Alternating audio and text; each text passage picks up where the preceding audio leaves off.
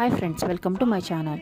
బ్రోకలీని ఈ విధంగా కట్ చేసుకుని ఒక గిన్నెలో తీసుకొని ఇందులో పసుపు ఉప్పు వేసి మునిగే విధంగా వాటర్ వేసుకొని 50% మాత్రమే బాయిల్ చేసుకోవాలి. ఇప్పుడు పక్కన పెట్టుకొని ఒక గిన్నెలో పసుపు, కారం, ఉప్పు, అల్లం వెల్లుల్లి పేస్ట్, పావు కప్పు బియ్యం పిండి, ఒక కప్పు కార్న్ ఫ్లోర్, పావు కప్పు శనగపిండి, అలాగే ఒక స్పూన్ గరం మసాలా, ఒక స్పూన్ ధనియాల పొడి వేసుకుని బాగా కలుపుకోవాలి.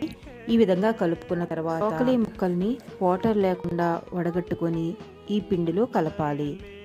ఈ ముక్కలకి అన్ని విధాల బాగా పట్టించాలి. అలాగే కొంచెం కరివేపాకు కూడా వేసుకోవాలి, ఫ్లేవర్ బాగుంటుంది.